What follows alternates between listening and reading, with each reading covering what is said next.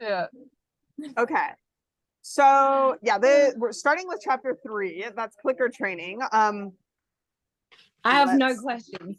I didn't have any questions. Like, we're all trainers, Skip. The only let's see. I'm just like going through because I did try to underline some things. Oh yeah, okay. Oh, look at you, so dedicated.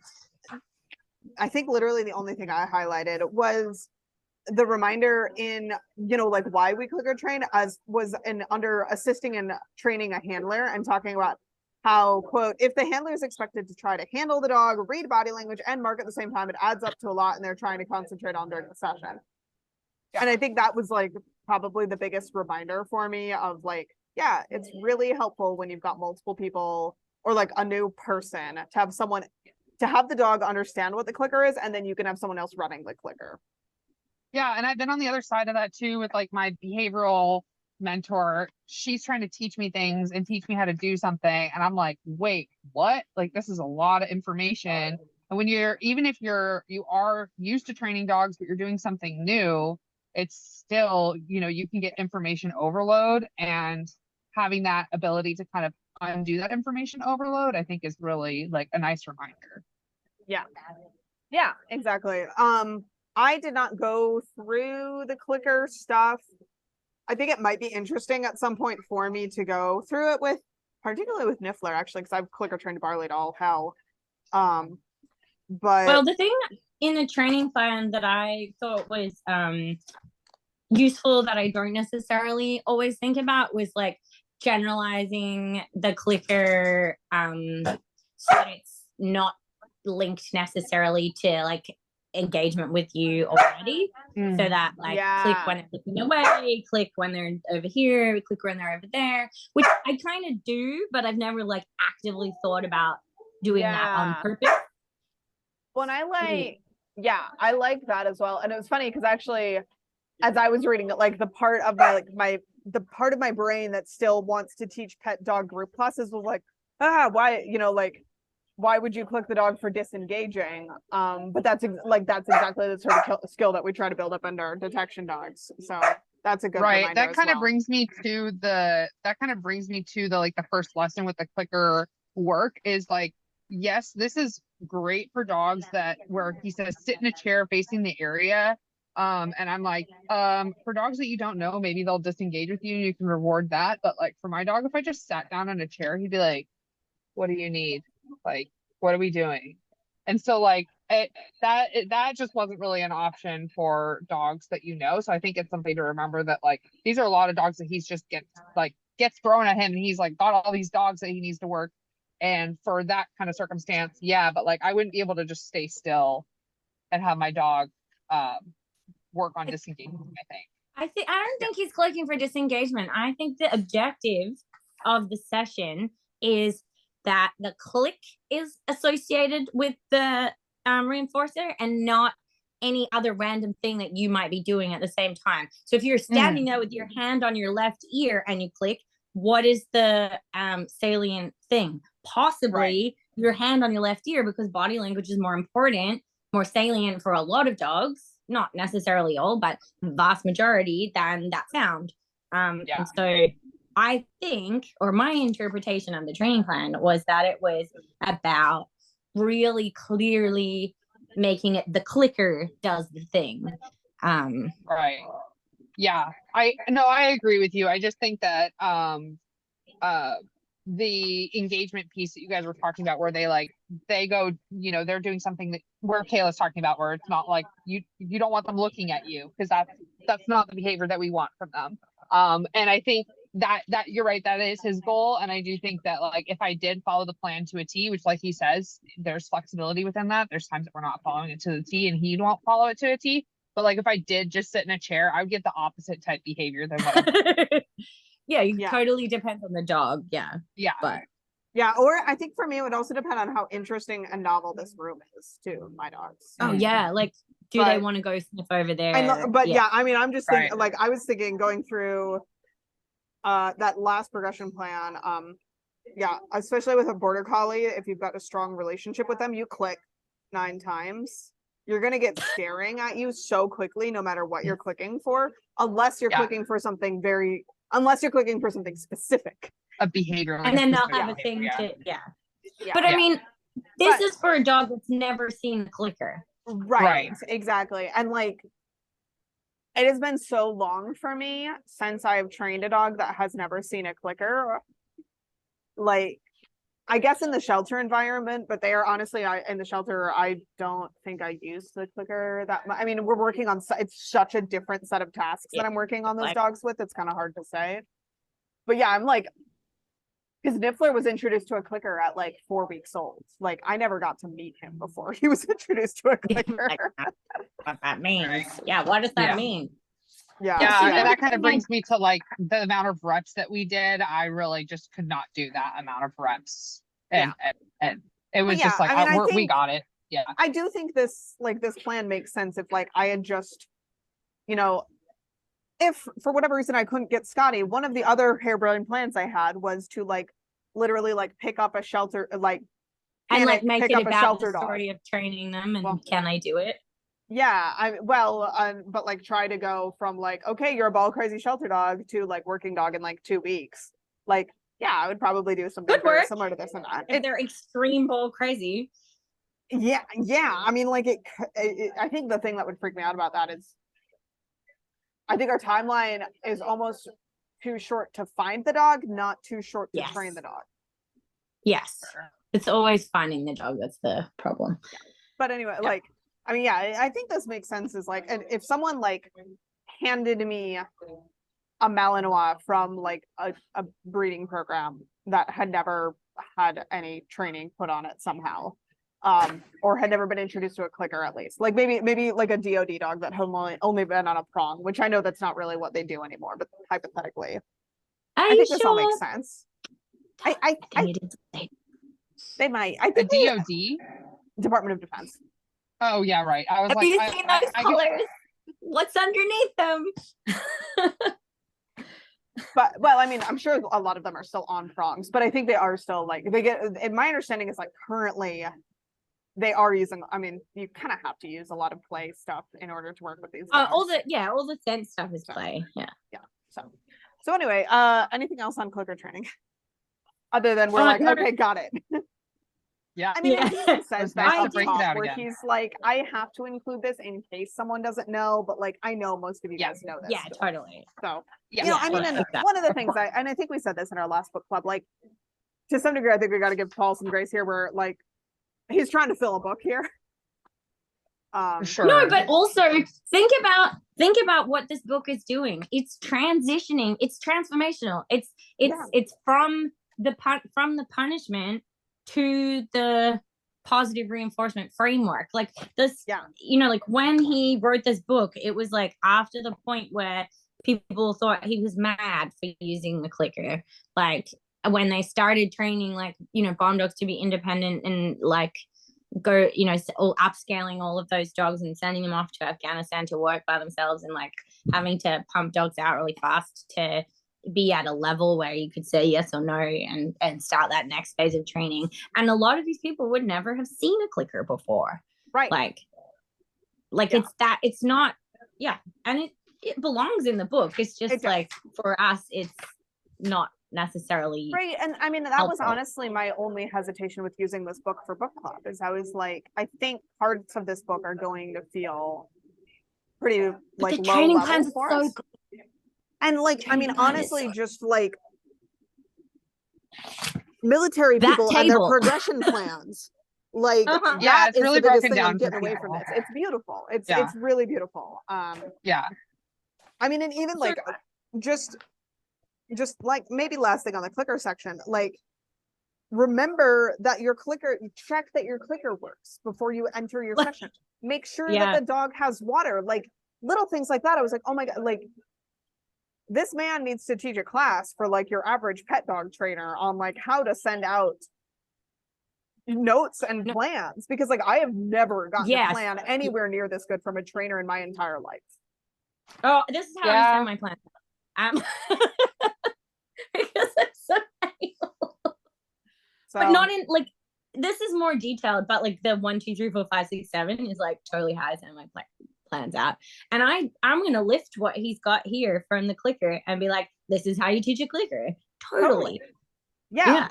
I mean, okay, and then going on to chapter 4, you know, like this first table, the source, message, medium, receiver, decode, feedback. I mean, I like almost highlighted the whole thing. I was like, I've never seen this broken down into so many steps. And like, I've I love never how seen it in that way before. I Yeah. love how it highlights like every single place that it could go wrong. Like starting, you know, no odor, no detection. The odor must leave the source for it to be detected. Medium, the medium has to allow the passage of the odor. The receiver, the dog has to have a working sniffer. And there has to actually be enough for the dog to receive, which I guess is kind of going back to message, but decoding, the dog needs to actually understand the odor and interpret it as target or not target. The feedback, the dog needs to actually have a way to tell people, and then they need to be able to break through that noise. Like it was just like, oh yeah, I mean, like those are the problems that you could have. Yeah, and it's great because you can go problem solve by going, okay, it's definitely not that. Ooh, could be my source. And like, oh, I'm pretty sure my dog's nose works. Let's try with food. Okay, yes. Like they could have a cold, or there could be fire, or whatever. Like there's lots of stuff that could be inhibiting their ability to sniff. Yeah, exactly. Yeah, the medium's a nice add in there too, because we always are just like, well, it's through the air, right? Because like the odor has to travel through the air, but there could be other mediums involved. If something is buried, it has to get through that medium in order to get aerosolized and get into the air. So yeah, I think that was something I think I didn't like take in account for enough, is that like, well, of course it's air. Air is always the medium, but there could be other mediums added into that. Yeah. I mean, and I feel like the only thing that this is missing, if you were trying to problem solve in more of like a traditional search context, is that like, obviously then we're also running into airflow and like weather and terrain and vegetation and whatnot. But like, this is an imprinting book, so we're not talking about those things. That's, you know, then we go back to the first book we ever did for a book club. And, you know, talking about Tom Osterkamp's book. And I think this is also like, for me, and really probably for all of us, like a good reminder that like, it's not always weather that's the problem. You know, it's not always airflow. Yeah. Like this is completely independent of weather, or almost like right a little bit in a I mean, and in most of this book, you're assuming that the dog is working indoors. Yeah, or in the you know, your backyard. I mean, that's yeah, totally. So this page like made me really happy. I was very like excited about that level of clarity. Yeah. Anything else on 46, 47? I did enjoy, like, particularly for like the new person, that he points out that you need to think about permits, because I think people don't realize that until late down the track, and then it can like really throw people's plans off, like permits and licensing. Did I lose you? No, I'm still here. Oh, okay, yeah. So like from things that are in the book, I think it was good. And also the stuff about like odor cleanliness, like, you know, don't put it with your washing powder or whatever. Yeah, I think he's got some funny anecdotes, or he keeps it light. He keeps it light. The marzipan thing, I was like, who was trying to like use marzipan to like mimic a gelatinite explosive? It's like, what? I don't understand. Who are these people? I know, yeah, and I love the person who just put the clothes in the washing powder. And it's just, I mean, and that's like, we ran into similar stuff actually when we were working at West. And actually this wasn't a biologist that I had worked with. But someone apparently wanted to do field readiness assessments or like searcher efficiency trials using mice, which like works perfectly well if you're working with human searchers and you're like, hey, if you see a dead mouse out on your rodent pad, tell us about that, because that tells us that we're using that as a proxy for finding a dead bat. But like for the dogs, we'd specifically train the dogs to like ignore other dead mammals and just find bats. Yeah. And so you're like, this is not how we do that. Yeah. Yeah. It's like, oh no, I see how this is a valid way to test a human searcher, but like not a valid way for the dogs. And we can't just You know, because you could do anything. You could tell a human searcher, hey, let us know every time you find a quarter. And Yeah. like, you know, it's not the same search image for the person, but it would probably do a pretty good job of like testing the same proxy. But we can't do that with our dogs. And that kind of sounds like the same mistake that this handler made with the, you know, they were like, well, it looks like what a homemade bomb would look like. So the dog should know. And it's like, well, the dog's not using their eyeballs. And like Yeah, assessing it's like what that it looks classic, like. I'll use this visual thing for this olfactory, so, you know, yeah. Yeah. So, Amazing how biased we are as humans towards visual So things, biased. even when we try to avoid it. I was just explaining, Danny this morning was watching a video about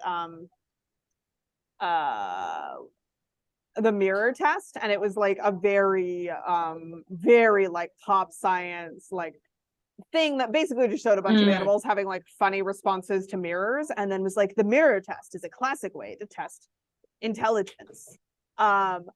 And I like, then this you know, poor Danny like ended up getting like this whole lecture from me of being like, well, the mirror test only has specific validity if like the mirror is large enough and you're working with a visual species, and like la la la la la. And he was like, lady, I was just watching like a funny video of a tiger getting freaked out by a mirror. But I was like, but the audio is trying to tell us that this is a cognition test. It's like the audio is wrong. This is wrong. This is like, what happens when you because date they a had scientist. they had like llamas being introduced to a mirror that was like this big, and like of course the llamas were like, well, that's not a fuck llama. Yeah, that's like, that's some fluff. I don't know what that is. Yeah, that looks like my feet. No, I was really enjoying Alexandra Horowitz's work on olfactory recognition in as a like a variation on the mirror test. So yeah, exactly. using that's really cool. Yeah. I think it has a lot of scope across many species. What Daniel's favorite word is exactly. So he just like totally lit up. He was like, exactly. You're like, oh, so weird. My favorite word in German is genau, which is like kind of roughly translates as exactly. Yeah, I mean, his But other better. favorite It's phrase better is I than love my hair, but we don't say that as often.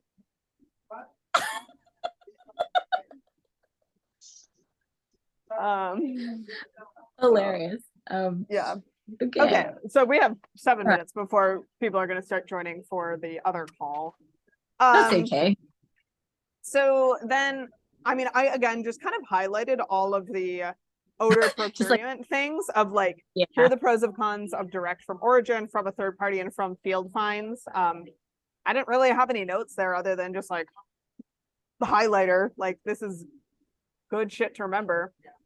Yeah, just like if you're thinking about your like odor procurement, just go stare at this page for a few minutes and make sure you've ticked everything off. Yeah, exactly.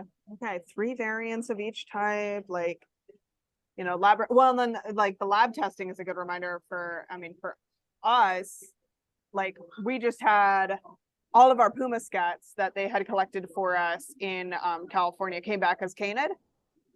And I'm looking at them and like, I really don't think there's any chance they're anything but puma scats. Like they are textbook, like big, nothing but hair, like, but Interesting.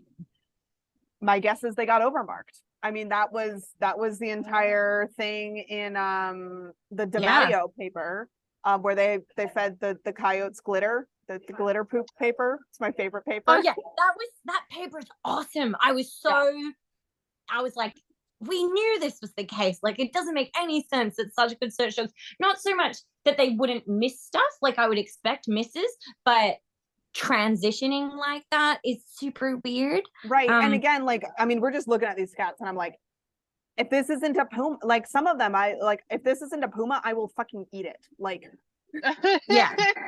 I was gonna say I'll eat my Like, hat, and then we went for you're like, no, more I'll dramatic. eat this scat. Yeah. Yeah, I'll but eat it's not this going to work for imprinting because it's been overmarked. I'm not worried about my dogs generalizing to their own species urine though. Like that's not. I don't think they're gonna get confused by that. But did it come Are there not out other as canine familiaris, or did it come out as just canine? It came out as canid, but well, one of the supposed bear scats came back as 'Cause it 100% could be match like for any fox. gray wolves. But they don't have gray wolves down there really, and it looks like a domestic dog scat. And like it doesn't it's like pretty, I mean, yeah, someone picked up dog poop thinking it was bear poop. But I think like I don't know what lab they worked with. Anyway, the point here is like lab results can be all over the place depending on who you're working with, because Oh, totally. Yeah. like there's almost I no think chance that this is a gray wolf down in Well, like I- mid-central California. Yeah. I mean, like, and I- what genome are they referencing? Like, that doesn't make any sense. Like, the dog has been fully referenced. There is a full genome. Like, it's weird that Yeah, I mean, I'm like, would could it be have been wrong. a coyote? Could it be a coyote that was actually a coy? Like, I know coy wolves are a thing on like in the Northeast, but I don't know how common they are in California. Again, like I mean, anyway, there's plenty of foxes and stuff, and they're all yeah, but yeah. they said specifically it came out as 100% match for gray wolves. That is so weird. Yeah, I'm It like, must have overmatched. what surely. markers are you using? Really? Like, I Yeah. mean, and I don't know enough. Like, even if I asked them that and then they told me, I'd be like, That would be a good episode. How do I know if my lab is good? Like, so not specifically like the, I but could like interview that. my new PhD advisor. He would love Yeah, that. you can ask stuff like, what should I ask my lab? Or like, what do I Right. need to know to choose a lab effectively? Like, Right. what is Well, a and, like, marker? Why do and I even- care? and even like I emailed Grace as the PhD student, and I was like, looking at these Puma scats, like I'm not surprised. Like, did you get a marker back, or did they just not amplify at all? Because looking at them, they look like something that might not amplify well. And she was like, "What do you mean? Why would they not amplify well?" And I was like, "Well, they're Like, just a pile of reasons? hair. Like Yeah. they don't look like fresh. There's not a lot of like gunk left to pull from. And again, I'm not." Well, You so know- that's been a problem as well. Like, if stuff's in the diet, because you can do diet analysis on DNA-based diet analysis on scat. So, like, if the medium of this, like, if it's really old and most of it is what's been eaten and hair and stuff, then you could easily get off target. Like, Totally. I mean, Right. and You get the prey Puma- species for when you sample. actually, Tall Yeah. just did a paper. My advisor and one of his students just did a paper showing Puma kill 1 in 10 coyotes on average in a year. yeah, I And wouldn't we'll be eat surprised them. at all. I bet So, they like, eat this foxes could, as like, well, or This could scavenge literally them. be coyote, but not as an overmark, as a prey item. Right. Yeah, or your gray. Well, I mean, obviously the gray wolf Gray was wolf something is else, but like weird. it could have been something else that was eaten. Like whatever. It is weird that it would be gray wolf, but Yeah. anyway, Really weird. I mean, like, contamination. like, who did you knows? contaminate this with someone else's sample? Honestly, I mean, and like, were you asking your undergrad to do it so that they would do it for cheaper?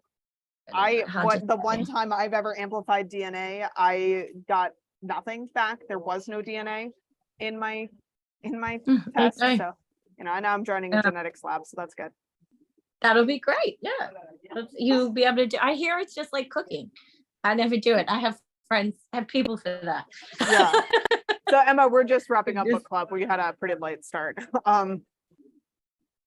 Okay. Anything Sounds good. else? When I start so then, yeah, I think as a reminder, when we start imprinting, we use the purest form of the odor to ensure the dog receives the most precise communication of what it should be looking for. Once we're confident the dog understands the association, we can start to vary the samples. And again, like this is the textbook stuff. And as we were just talking about with like our Puma samples, where we're like, shit, if we can get something from San Diego Zoo, we'll take it, because a zoo sample is better than no sample right now. Yeah, and like we often do it a bit differently in conservation because we're coming from a point of not having access to the wild samples for some reason or the other, or not enough of that. Right, which is what he gets to on the next page, which I put a little Exactly. exclamation point next to, where it was like, this is why stuff like Kong makes sense, because I currently have 4 bobcat samples, and luckily bobcats scats are super segmented. They have like multiple little turds. So I've been pulling out 1 turd at a time to do our training sessions. So then I have like Awesome. one that is like contaminated A bit at a different. time. And then I Yeah. can like put that one away. And then I have all my others that like haven't been taken out yet, so that I can like turn these samples into more samples. But Yeah. like, I mean, yeah, this is where having Kong, or like, I also just keep around training bats that are super old, and I know they're contaminated as hell, but it's like, I can throw this out for a training session and I don't care if it gets more contaminated, because my dogs are finding it, and like, Yeah. you know, yeah, I'm not Like, worried I that my know they dogs can only also know. find the other ones. Yeah, exactly. I know my dogs can find bats that I haven't been touched and drooled and slobbered on and stepped on and like whatever. I mean, Kong would be better. I just haven't put my dogs on Kong yet. Yeah, I mean, like, I don't, Kong, it's not like some special No, it's thing. not magical the way that I mean, some Not- people really seem to think it is, but Yeah, but like, and it has, you know, pros and cons. Like, it's like randomly in cons? the, pardon? I said pros and cons. Oh, yeah. Which oh, honestly well. should be the name of our like that we need that on like like pros and Yes, we need a t-shirt like pros and cons. Yeah, this is good. I like it. yeah, Let's yeah, workshop that. yeah. Are any of us artistic? Yeah. Because Apparently. although I haven't pulled out a whiteboard in class for like 2 months, so maybe I've That's- gotten better. well, it's whenever we talk about search strategy, you get the Right, whiteboard. that's the out. only reason it makes sense. Yeah. Okay, anything else on the last couple of pages, and then we can transition into No, I did I guess just think about the vapor pressure of your thing, like try to understand like how likely the scent is to transmit and adapt your training plan to that in advance. I thought was quite good, especially I mean it came back to me like yesterday. I was just running my operational dogs through some problems, and like even them, one of them will pick up the odor so much further away than the other, and she's the more experienced one, and so it's like you can't even use your dog to tell you that necessarily, because is it the vapor pressure of the thing, or is it the individual sensitivity or the environment? So yeah, anyway. yeah, I liked the remind. I mean, like we're not drug people, but like yeah, you wouldn't want to start with imprinting on pure cocaine because there's just not enough not enough of a vapor pressure. And I would imagine, and I wonder actually, I guess, you know, like when you look at some of these like chronic wasting disease projects, is that something that you would really want to put a first time dog on? Or Yeah. I mean, my guess would be potentially for like the way PenVet did that one paper, because most of it was like such a specific lab based project and Yeah, like kind of yeah. discrimination, it might not be a big deal. Mhm. And like I know we've talked about this separately and like the Conservation Dog Alliance Yappy Hours, that I think there is potentially something to the idea of making sure at some point early on dogs are exposed to stuff with lower vapor pressure and smaller, Like in their training smaller amounts. process. Yeah, because like Morgan and I have talked about this about her dog Jessie and Niffler, and like we've seen it now. I feel like I've seen this now with multiple scat dogs and wind farm dogs. If dogs are super used to like big stinky scats, big stinky bats, and then you like put them on a different project, like their search strategy and like reinforcement Yes. history don't really match up for then swapping over to like really detailed sniffing for like a teeny tiny buried orchid. Yeah, it's interesting because I've kind of, just because of my multiple objectives, been training Merlin almost to do two really different ends of the spectrum, like going down and down with the systematic in the bricks and like smaller and higher sniff rate, and then also just like big searches for his toy, and like hopefully eventually I'll get a bat. I've got some dead birds now, but no one will give me a bat. It's very annoying. How will I get certified? Yeah. But yeah. Okay.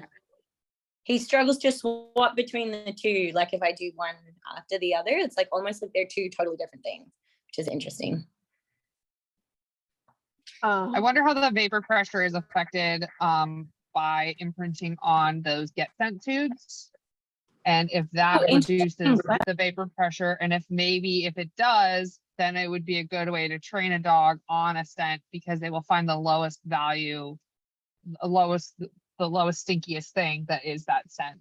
When you could also use, they have those occlusion tops for tads, or you could make your own for like a mason jar as a way to just be like, well, I have my one sample or my 10 samples or whatever, and I can just swap out whatever top I put on my mason jar in order to like occlude it.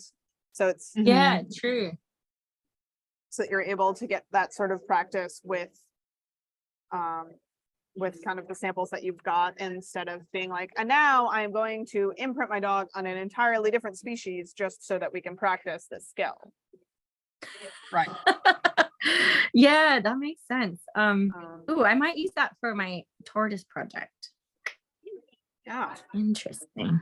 Yeah, I am super excited to be getting out of the van now in a couple months and like be able to acquire things like jars with occlusion lids and like have a little shed where I can like have scent work stuff, because I feel like My shed is my favorite place. It's so great. I mean, like, honestly, trying to imprint barley on these bobcat samples has been hard, because I'm trying to do a slightly better job than I did with the Guatemala samples, even though we had absolutely no problems with how he's doing it, with how he performed. And I'm just like, I don't have cinder blocks, I don't have PVC pipes, like I don't have anything. And like I assume there are places to buy PVC pipes in El Salvador somewhere, but like, you know, if I buy them, then I'm just going to be throwing them away because I can't store them. Yeah. Yeah, I have to do a whole reorg for all this kind of stuff, and Yeah. Okay, I So, won't bring the camera to my room of requirement then. I mean, you can show us sometime soon, because I do think we want to see When it. you're- But yeah, I'm so excited to like be able to like, yeah, and it's not like I want like 5 different giant pieces of Fit Paws equipment. I'm just like, I want some of those little like PVC snorkel things. I want Yeah, 5. those things are really good. They're so good. We need to like make collapsible ones. That would be amazing. Foldable. Yeah, but For that. Yeah. Kayla. Oh yeah. Kayla, you should just add it to the canine conservation. yeah. Those summit, like the hiking goals, but snorkel cubes. I'm almost imagining that like some sort of like almost like you know how the God, what are they, like a Sherman trap for Yeah. like a livestock like a mouse trap, live trap, how they fold down and then you can like pop them up, and then it's a little tunnel with a hard back. Like you could have something like that. It wouldn't necessarily have that same base, but you could pretty much make like a little collapsible, foldable, like choop choop thing. That would be amazing. Okay. Yeah, I'm okay. looking at it right now. That looks like yeah. It would work. Okay. Niffler's root canal went well. nice. Yay. We just got a text from his vet. They don't know when I don't know when I'm supposed to pick him up. They're like, it went well. I'm like, okay. Do I get him back? I do love No, that my he's too good. I do really love that my vets like WhatsApp me here. It's really good. good. Yeah, it's so nice. They sent me all of his results just like over WhatsApp.